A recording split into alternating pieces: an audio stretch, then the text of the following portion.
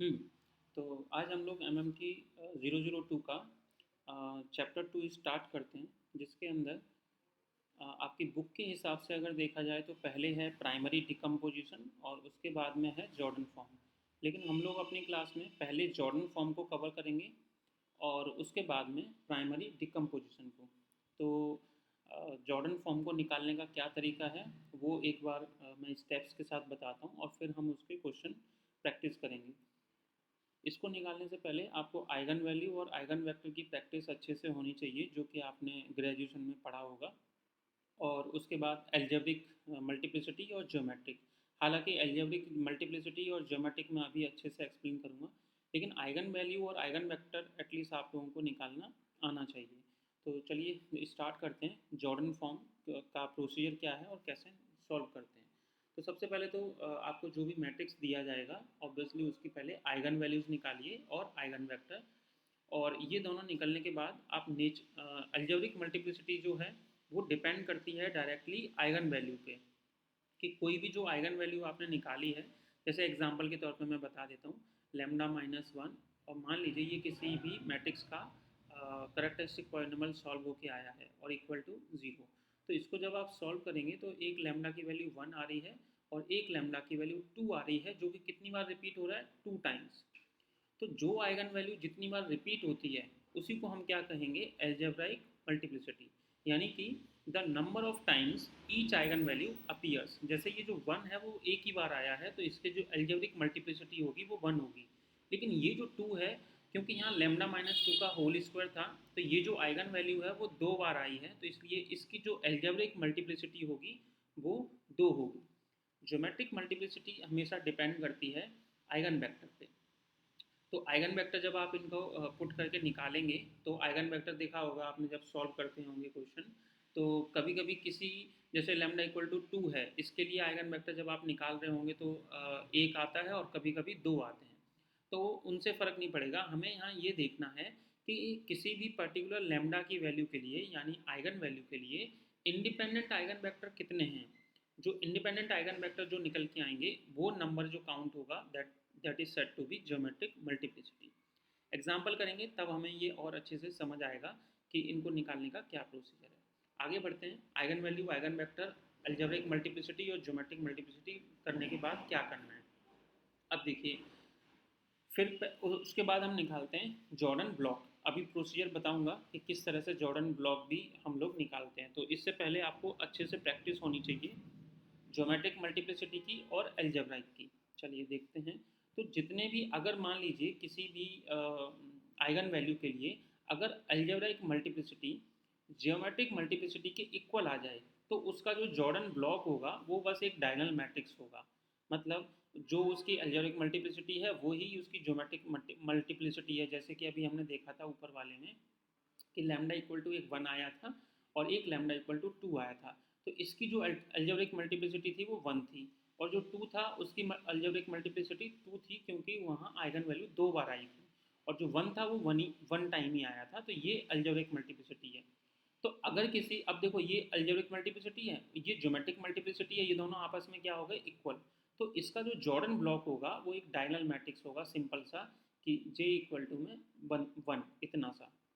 मान लीजिए कि अगर अलजेब्रिक मल्टीप्लिसिटी हमारी जो है वो ग्रेटर देन आ जाए ज्योमेट्रिक मल्टीप्लिसिटी से, तो हम क्या करेंगे, डायगोनल में तो वो आइगन वैल्यू पुट करेंगे और उसके ऊपर क्या करेंगे, सुपर डायगोनल का मतलब क्या होता है, देखिए जैसे मैंने यहाँ पे लिखा सपोज ए ए ए, तो इसके ऊपर जो डायगोनल होगा यानी कि 1, ये वाला, फिर यहाँ पे 0, फिर यहाँ पे मान लीजिए A10, ये 0 आ जाएंगी सारी एंट्रीज, और ए ए, ये ए है, और ये यहाँ पे 0 है आपके पास।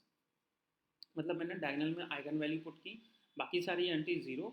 और इस मेन डायगोनल के ऊपर की जो एंट्रीज हैं ये वाली, मैं थोड़ा सा क्लियर बना देता हूँ इसको, 0 ए, ये मेन डायगोनल हो गया, और ये 1। मतलब मेन डायगोनल के ऊपर ये वाला जो डायगोनल है इसको हम बोलते हैं सुपर डायगोनल। तो जब कहीं भी अलजेब्रिक मल्टीप्लिसिटी ज्योमेट्रिक मल्टीप्लिसिटी से बड़ी है, तो हम जब उसका जॉर्डन ब्लॉक बनाएंगे तो उसमें आइगन वैल्यू डायगोनल में लिखेंगे और उसके ऊपर क्या लिखेंगे, 1 1, जिसको हम बोलते हैं सुपर डायगोनल। इसी तरह से ये जो नीचे वाला होता है इसको बोलते हैं सब डायगोनल। हालांकि इसकी ज़रूरत पड़ेगी लेकिन बहुत कम। अभी जॉर्डन फॉर्म में हमें ज़रूरत नहीं पड़ती सब डायगनल की, हमें ज़रूरत पड़ती है सुपर डायगनल की। तो वहाँ पे हम क्या एंट्री पुट करेंगे 1, लेकिन कब? जब आपकी एल्जेब्राइक मल्टीप्लिसिटी ज्योमेट्रिक मल्टीप्लिसिटी से बड़ी आ जाए। चलिए अब देखते हैं कि इसी तरह से अब किसी क्वेश्चन में बहुत सारे आइगन वैल्यूज होंगे, उनके करस्पॉन्डिंग उनके आइगन वेक्टर्स होंगे, और फिर कभी कभी ये इक्वल होंगे और कभी ग्रेटर देन होंगे। तो हर आइगन वैल्यू के लिए अलग अलग जॉर्डन ब्लॉक बनेगा, और उन जॉर्डन ब्लॉक को एक जगह लिखना, एक मैट्रिक्स की फॉर्म में लिखना, उसको हम बोलते हैं मतलब जॉर्डन ब्लॉक्स को इकट्ठा करके एक मैट्रिक्स में लिखना, उसको हम बोलेंगे block diagonal matrix to form the, या उसी को कह देंगे हम जॉर्डन कैनोनिकल फॉर्म। मतलब जॉर्डन ब्लॉक्स को एक जगह इकट्ठा करके रखना, that is said to be Jordan canonical form. अब एक एक करके स्टेप देखते हैं प्रॉपर। एक तरह से ऊपर वाला भी थियोरटिकल हो गया। अब मैं कुछ वैल्यूज़, कुछ क्वेश्चंस मैंने ऑलरेडी सॉल्व कर रखे हैं, क्योंकि अगर मैं क्लास के अंदर आइगन वैल्यू और आइगन वेक्टर निकालने बैठूंगा मैनुअली तो बहुत टाइम लगने वाला है। तो इसलिए मैंने, जैसे यहाँ पे मान लीजिए ये मैट्रिक्स है, let's take the matrix this A. तो सबसे पहले हमने determinant of A minus lambda I, जो कि आपने ग्रेजुएशन में आइगन वैल्यू निकालना सीखा होगा। तो ए माइनस लेमडा आई सॉल्व किया ये, फिर उसका डिटर्मिनेंट इक्वल टू 0 पुट करने के बाद में एक करेक्टरिस्टिक इक्वेशन मिलेगी जो कि ये है। अब आप यहाँ से देख सकते हैं कि जब आप इस इक्वेशन को सॉल्व करेंगे तो एक आइगन वैल्यू क्या आ रही है आपके पास 3, और ये 3 कितनी बार रिपीट हुआ है 1 टाइम, तो इसलिए इसकी अलजेब्राइक मल्टीप्लिसिटी कितनी है 1। यहाँ से जो लैम्डा की वैल्यू आ रही है वो कितनी है 2, लेकिन यहाँ पावर 3 है तो ऑब्वियसली इसकी जो अलजेब्राइक मल्टीप्लिसिटी है वो 3 है। तो ये चीज़ आप अच्छे से समझ लीजिए कि अलजेब्राइक मल्टीप्लिसिटी किस तरह निकालते हैं। अब बात करते हैं ज्योमेट्रिक मल्टीप्लिसिटी की। तो ज्योमेट्रिक मल्टीप्लिसिटी जो है वो आइगन वेक्टर पर डिपेंड करती है। तो ऑब्वियसली हमें दोनों आइगन वैल्यू के करस्पॉन्डिंग पहले आइगन वेक्टर निकालना पड़ेगा। तो आइगन वेक्टर मैंने पहले लेमडा, यानी कि इस आइगन वैल्यू के हिसाब से जब मैंने आइगन वेक्टर निकाला तो एक ही मिला, ये आपको खुद से सॉल्व करना पड़ेगा। तो जब मैंने लेमडा की वैल्यू क्या ली 2, तो हमें एक ही आइगन वेक्टर मिला और वो भी इंडिपेंडेंट होना चाहिए। तो ये लीनियरली इंडिपेंडेंट हमें एक ही आइगन वेक्टर मिला। तो इसका मतलब क्या है यहाँ पे कि इस आइगन वैल्यू के लिए एक ही independent, linearly independent eigenvector है। दैट मीन्स कि इसकी जो ज्योमेट्रिक मल्टीप्लिसिटी है वो 1 है। इसी तरह से सेकंड हमारी आइगन वैल्यू क्या थी 3, तो उसको जब मैंने पुट करके सॉल्व किया और उसके जब आइगन वेक्टर निकाला तो वो भी हमें एक ही मिला, लीनियरली इंडिपेंडेंट। मिलने को तो ज़्यादा भी मिल सकते हैं, जब आप इसको प्रैक्टिस करेंगे सॉल्व करेंगे तो एक से ज़्यादा भी हो सकते हैं, लेकिन हमें उनमें से ढूंढना होता है कि जो डिपेंडेंट आइगन वेक्टर होते हैं उनको हटा देते हैं, इंडिपेंडेंट वाला ढूंढना होता है। तो इंडिपेंडेंट वाला भी हमें यहाँ पे एक ही मिला। अब आगे बढ़ते हैं। तो ये सिर्फ जो इतना मैंने बताया था, प्रॉपर क्वेश्चन को सॉल्व नहीं किया है, सिर्फ जो अ, अंदर के जो स्टेप्स होते हैं वो मैंने मेंशन करके फिर आगे टॉपिक पे बढ़ रहा हूँ। आगे जाके ये क्वेश्चन कंप्लीट करेंगे हम। तो अब इस क्वेश्चन को इतना सॉल्व करने से क्या क्या पता लगा कि जो एल्जेब्रिक मल्टीप्लिसिटी है वो किसी भी आइगन वैल्यू के हिसाब से तो देख के निकाली जाती है कि वो कितनी बार अपीयर हुआ है। और ज्योमेट्रिक मल्टीप्लिसिटी किसको देख के निकाली जाती है कि आपके जो आइगन वेक्टर आए हैं उनमें से इंडिपेंडेंट कितने हैं। तो अब ऊपर वाले क्वेश्चन में देखिए कि जब हमने लैम्डा की वैल्यू 2 ली थी तो वो कितनी बार रिपीट हुआ था 3 टाइम्स। तो इसका मतलब जो लैम्डा इक्वल टू 2 है वो 3 टाइम्स रिपीट हुआ है, इस वजह से उसकी अलजेब्राइक मल्टीप्लिसिटी 3 है। लेकिन जो इसका लीनियर इंडिपेंडेंट आइगन वेक्टर था वो एक ही था, तो इसलिए इसकी ज्योमेट्रिक मल्टीप्लिसिटी 1 है। ध्यान से सुनिए, आइगन वैल्यू का नाम है 2, कितनी बार रिपीट हुई थी 3 बार, इसलिए अलजेब्रिक मल्टीप्लिसिटी होगी 3। फिर इसके करस्पॉन्डिंग जब हमने आइगन वेक्टर निकाला वो हमें एक ही मिला, इसलिए उसकी ज्योमेट्रिक मल्टीप्लिसिटी है 1। अब इसी तरह से सेकंड आइगन वैल्यू के हिसाब से सोचते हैं तो वो हमें इसकी अलजेब्रिक मल्टीप्लिसिटी 1 है। क्यों? क्योंकि लैम्डा इक्वल टू 3 एक ही बार रिपीट हुआ था। फिर इसके हिसाब से जो हमने आइगन वेक्टर निकाला था वो भी हमें एक ही मिला, तो इसकी ज्योमेट्रिक मल्टीप्लिसिटी कितनी हो गई 1। अब आप यहाँ देखिए कि जो आइगन वैल्यू 2 थी तो उसके अंदर अलजेब्रिक मल्टीप्लिसिटी कितनी मिली है देखिए 3। तो जो अलजेब्रिक मल्टीप्लिसिटी है वो बड़ी है इसकी ज्योमेट्रिक मल्टीप्लिसिटी से। क्यों? क्योंकि यहाँ देखो अलजेब्रिक मल्टीप्लिसिटी कितनी है 3 और ज्योमेट्रिक मल्टीप्लिसिटी कितनी है 1। तो इस वाली आइगन वैल्यू के लिए अलजेब्रिक मल्टीप्लिसिटी ज्योमेट्रिक मल्टीप्लिसिटी से बड़ी है। दैट मीन्स कि यहाँ पे हम क्या क्रिएट करेंगे जॉर्डन ब्लॉक। तो इसके लिए जॉर्डन ब्लॉक तैयार किया जाएगा। और इस वाले केस में क्या है लैम्डा इक्वल टू 3 के लिए, इस वाले में अलजेब्रिक मल्टीप्लिसिटी 1 है, ज्योमेट्रिक मल्टीप्लिसिटी भी 1 है, यानी इक्वल है। तो इस केस में क्या होगा, एक छोटा सा डायगोनल मैट्रिक्स होगा, वो बस लिखना पड़ेगा, अभी बताऊंगा। और फिर दोनों को कंपाइल करके एक लिखेंगे, वो होगी हमारी जॉर्डन कैनोनिकल फॉर्म। तो देखिए यहाँ पे जब हमने lambda one equal to two था, तो यहाँ हमने क्या देखा था कि एल्जेब्राइक मल्टीप्लिसिटी थी थ्री, जो कि ज्योमेट्रिक मल्टीप्लिसिटी यानी वन से बड़ी थी। तो इस केस में जो हमारा जॉर्डन फॉर्म होगा, वो मैंने ऊपर आपको मेंशन करके बताया था कि जो आइगन वैल्यूज़ है वो उसको लिखा जाएगा डायगनल में। तो देखिए टू टू टू डायगनल में लिखा, बाकी सारी एंटी जीरो, लेकिन वन कहाँ लिखा जाएगा, सुपर डायगनल में। तो सुपर डायगनल इस टू टू के ऊपर कौन सा है, ये वाला। तो यहाँ वन वन लिखना है, बाकी सब जगह जीरो। तो जब हमारे केस में अलजेब्रिक मल्टीप्लिसिटी ज्योमेट्रिक मल्टीप्लिसिटी से बड़ी है, तो उस केस की आइगन वैल्यूज को डायगनल में लिखिए, बाकी सारी entry zero except super diagonal. अब बात करते हैं सेकंड वाले इसकी, थ्री वाले की, क्योंकि इस केस में तो अलजेब्रिक मल्टीप्लिसिटी भी वन थी, ज्योमेट्रिक मल्टीप्लिसिटी भी वन थी, और दोनों ही इक्वल हैं। तो इस केस में क्या होगा कि हम वन इक्वल टू वन आ रहे हैं, तो वन क्रॉस वन का मतलब वन क्रॉस वन का एक मैट्रिक्स बनाएंगे। तो वन क्रॉस वन का मतलब क्या होता है, जिसमें एक ही रो हो और एक ही कॉलम हो। तो ये बन गया, और इसमें आइगन वैल्यू कौन सी है, थ्री, तो वो थ्री लिख दीजिए। अब इन दोनों को कंबाइन कर दीजिए, ये जो बने हैं इनको हम ब्लॉक्स बोलते हैं, यानी जॉर्डन ब्लॉक। लेकिन जॉर्डन कैनोनिकल फॉर्म लिखने का तरीका क्या है कि डायगनल में इस तरह से लिखते जाओ, J1 J2 J3 J4, जितने भी आपके जॉर्डन ब्लॉक हैं आपके उस क्वेश्चन में, इस क्वेश्चन में दो ही हैं, तो हम लिखेंगे यहाँ J1 J2 और बाकी जगहों पे जीरो। अब सवाल उठता है कि हम इसको ऊपर लिखें या मतलब J1 को नीचे लिख दें। अगर हम ऐसे कर दें J2 ऊपर और J1 नीचे, तो भी कोई फर्क नहीं पड़ेगा, दोनों ही आंसर आपके एक्सेप्टेबल होंगे। तो जे मतलब जितने भी जॉर्डन ब्लॉक्स आते हैं वो डायगनल में लिखिए, और बाकी सारी एंटी जीरो। तो ये आपका क्या बन जाएगा, जॉर्डन कैनोनिकल फॉर्म। चलिए देख लेते हैं। तो उसी क्वेश्चन को कंटिन्यू कर रहे हैं। हमने देखा कि J1 और J2 हम निकाल चुके थे, तो J1 को मैंने यहाँ लिखा है और J2 की एंट्री ये रही। तो ये आपका पूरा कंप्लीट ब्लॉक डायगोनल मैट्रिक्स एक तरह से बन गया। इस क्वेश्चन को मैंने आपकी बुक से पिक किया था। तो उसमें क्या हुआ है कि ये जो थ्री है वो ऊपर लिखा है, मतलब एक तरह से J2 ऊपर लिख दिया है और J1 नीचे। तो सॉल्व करके तो आंसर दोनों ठीक माने जाएंगे, दोनों में से कोई गलत नहीं है। तो ये क्वेश्चन था आपका। अब एक जो भी अभी हमने पढ़ा है उसको एक बार समराइज कर लेते हैं। क्या किया था हमने अभी तक कि जो भी हमें मैट्रिक्स दिया जाता है, पहले उसकी आइगन वैल्यूज निकालिए, फिर हर एक आइगन वैल्यू के हिसाब से जो आइगन वैल्यू जितनी बार रिपीट हो रही होगी उसको हम क्या बोलेंगे, अलजेब्रिक मल्टीप्लिसिटी।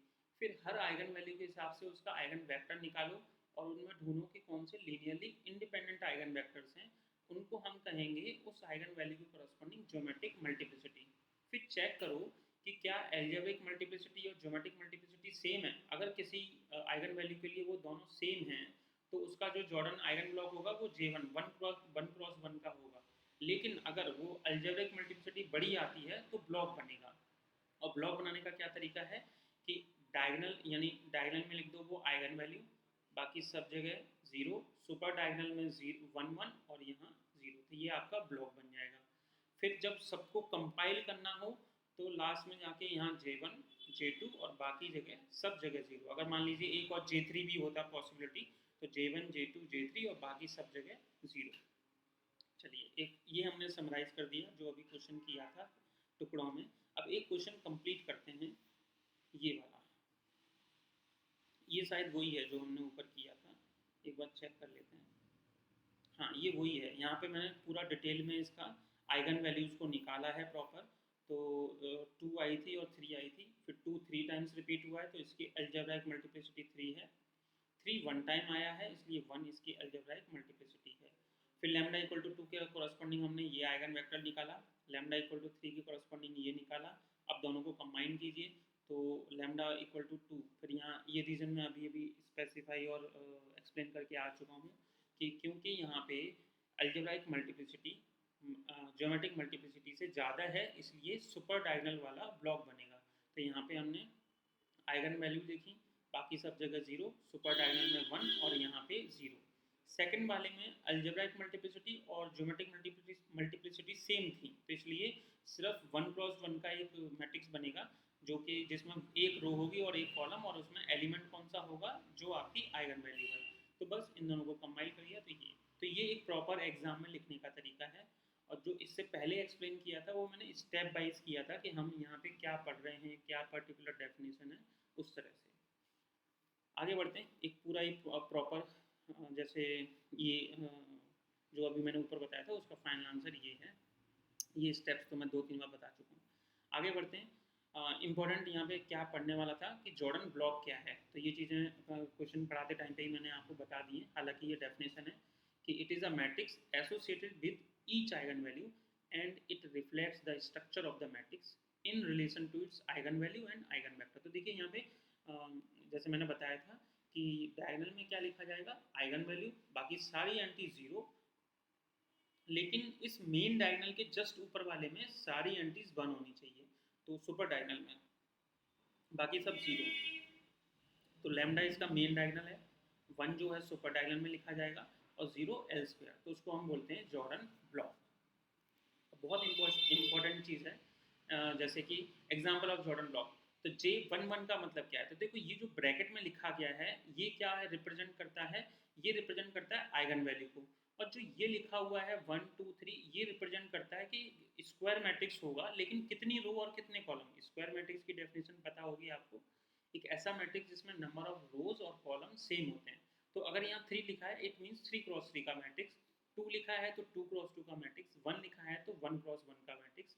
तो अगर, और ये जो बीच में लिखा है ये क्या है, आइगन वैल्यू। तो ये, और J मतलब जॉर्डन ब्लॉक हो गया। तो अब देखिए 1 मतलब आइगन वैल्यू, ये 1 का मतलब स्क्वायर मैट्रिक्स जिसमें नंबर ऑफ रोज और कॉलम 1 है, तो कैसी रिप्रेजेंटेशन होगी ये। फिर J21 मतलब 1 आइगन वैल्यू है तो डायगोनल में लिखिए। फिर क्योंकि हम जॉर्डन ब्लॉक बना रहे हैं तो जॉर्डन ब्लॉक का मतलब ही होता है कि सुपर डायगोनल में 0। तो देखो ये मेन डायगोनल है, तो मेन डायगोनल के ऊपर ये जो एंट्री है वो 1 क्यों आई है, आपको रीजन समझ आ गया होगा, क्योंकि ये ब्लॉक है और ब्लॉक में सुपर डायगोनल में 1 लिखा जाता है, बाकी सब जगह 0, तो ये आ गया। J31 का मतलब क्या होगा, eigen value is 1 and 3 cross 3 का मैट्रिक्स। तो देख लेते हैं J31 का मतलब, देखिए मेन डायगोनल में आपके पास आइगन वैल्यू आ गई, सुपर डायगोनल में 1 आ गया, बाकी सब जगहों पे 0, तो इसको हम बोलेंगे J31। तो ये इनकी रिप्रेजेंटेशन है। अब आगे बढ़ते हैं, जॉर्डन कैनोनिकल फॉर्म। तो जो जॉर्डन ब्लॉक्स को अब इकट्ठा कर दो कि Jordan canonical form of a matrix is made up of 1 और मोर जॉर्डन ब्लॉक्स, ठीक है, और उनको कंपाइल करने पे हमें जो मिलेगा वो होगा जॉर्डन कैनोनिकल फॉर्म। अब आगे की क्वेश्चन करने से पहले कुछ जॉर्डन फॉर्म बना के देख लेते हैं। जैसे कि कहीं लिखा है J21 और J21, तो देखिए ये जो बीच में ब्रैकेट में लिखा होता है ये मैं पढ़ा के आ चुका हूँ कि आइगन वैल्यू को रिप्रेजेंट करता है। ये जो 2 है ये रिप्रेजेंट करता है एक स्क्वायर मैट्रिक्स को, जो ये बताएगा कि उसमें कितनी नंबर ऑफ रोज और कॉलम है, तो 2 लिखा है। तो अब J21 का मतलब क्या है, देखिए J21 J21, तो J21 का मतलब क्या होगा, J21 का मतलब होगा कि 1 मेन डायगोनल में, फिर यहाँ जो 1 आएगा सुपर डायगोनल की वजह से क्योंकि ये ब्लॉक है, और नीचे 0, तो यही हमारा J21 है, ठीक है। अब दूसरे वाला जो J21 है वो भी यही है, लेकिन अब मुझे इनको जॉर्डन फॉर्म में लिखना है। तो कैसे, मैंने तरीका बताया कि जितने भी जॉर्डन ब्लॉक्स होते हैं उनको मेन डायगोनल में लिखते जाओ ऐसे, बाकी सब जगह पे 0। तो देखिए ये J1 है, देखिए, और ये आपका ये J2 है, मतलब ये पहले वाला ब्लॉक है, यानी इसको रिप्रेजेंट कर रहा है एक तरह से इसको, और ये जो दूसरे वाला है ये इसको रिप्रेजेंट कर रहा है। ये हमेशा सारे स्क्वायर मैट्रिक्स होते हैं। तो यहाँ पे एक फॉर्म आ गई, एक फॉर्म ये आ गई, तो अब कितने रोज दिखाई दे रहे हैं, 4, तो 4 ही कॉलम बनाने पड़ेंगे, तो ऑब्वियसली जो एक्स्ट्रा स्पेस बचा मतलब उन जगहों पे हम 0 0 मेंशन कर देंगे। नेक्स्ट देखते हैं J31, तो J31 का मतलब है 3 क्रॉस 3 का मैट्रिक्स, 1 का मतलब है आइगन वैल्यू डायगोनल में, तो ये कैसा दिखेगा, ये दिखेगा 1 1 1, क्योंकि 1 आइगन वैल्यू है। फिर क्योंकि ये ब्लॉक है तो ब्लॉक में क्या करते हैं हम लोग, मेन डायगोनल में, यानी मेन डायगोनल के ऊपर यानी सुपर डायगोनल में 1 1 लिखेंगे, बाकी सब जगहों पे 0। तो ये आपका आ गया J31। अब बचता है J11, तो इस 1 का मतलब है आइगन वैल्यू, इस 1 का मतलब है नंबर ऑफ रोज और कॉलम, तो एक ही है, तो 1 आंसर आएगा। अब इन दोनों को इकट्ठा कैसे लिखें, तो मैंने क्या तरीका बताया कि J1 यहाँ, यहाँ J2 और बाकी सब जगहों पे 0। तो देखो 1 0 0 1 1 0 0 1 1, तो आप देख सकते हैं ये वही हिस्सा रिप्रेजेंट कर रहा है। फिर है J11, तो J11 तो बस ये अकेला सा है तो वो लिख दिया, J1 J2 आ गए, बाकी सब जगह 0, तो यहाँ भी 0 और यहाँ भी 0। ये एक प्रेजेंटेशन या रिप्रेजेंटेशन हो गई। अब आते हैं कि हमसे क्वेश्चन में, ये क्वेश्चन जो है गलती से जो जॉर्डन फॉर्म के साथ में मैंने अभी बताया था थोड़ी देर पहले कि आपका चैप्टर 2 हिस्सों में डिवाइडेड है। तो पहला था प्राइमरी डिकम्पोजिशन और दूसरा था जॉर्डन फॉर्म। तो वो क्वेश्चन जो है प्राइमरी डिकम्पोजिशन से रिलेटेड है तो जॉर्डन फॉर्म का ही, लेकिन उससे रिलेटेड है। तो उसको जब हम प्राइमरी डिकम्पोजिशन एक बार नेक्स्ट क्लास में डिस्कस करेंगे, तब मैं इस क्वेश्चन को वहाँ समझा दूंगा। मतलब उस टॉपिक में भी मैंने इस क्वेश्चन को लिखा हुआ है। चलिए आगे बढ़ते हैं। तो हाँ, यहाँ पे लिखा हुआ है जॉर्डन कैनोनिकल फॉर्म के स्टेप बाय स्टेप गाइड, वो बता चुका हूँ। अब है यहाँ पे जो आपकी बुक में मैंने क्वेश्चन देखे हैं, वो कभी कभी इस तरह से भी पूछ लेते हैं कि करेक्टरिस्टिक पॉलिनोमियल और मिनिमल पॉलिनोमियल देने के बाद पूछते हैं कि इसकी क्या क्या पॉसिबिलिटीज़ हैं। जैसे जो अभी हमने ऊपर पढ़ा था, वो तो ये था कि एक प्रॉपर एक मैट्रिक्स दे दिया है और उस मैट्रिक्स की मदद से जॉर्डन कैनोनिकल फॉर्म और जॉर्डन ब्लॉक निकाल के देखिए। लेकिन अब वो क्वेश्चन कभी कभी ऐसे भी पूछते हैं आइगन वैल्यूज़ और करेक्टरिस्टिक पॉलिनोमियल देने के बाद में कि अब इसका जॉर्डन फॉर्म क्या होगा। तो वो हम नेक्स्ट क्लास में पढ़ेंगे। आज की क्लास के लिए करेक्टरिस्टिक पॉलिनोमियल मतलब ये जो जॉर्डन फॉर्म है उसके क्वेश्चन प्रीवियस ईयर के कुछ देखिए, और जो बुक्स में क्वेश्चन दिए गए हैं वो। मिलते हैं नेक्स्ट क्लास में, उसमें मैं ये बताऊंगा कि करेक्टरिस्टिक पॉलिनोमियल की हेल्प से जॉर्डन ब्लॉक किस तरह से उनकी पॉसिबिलिटी को फाइंड आउट किया जाता है।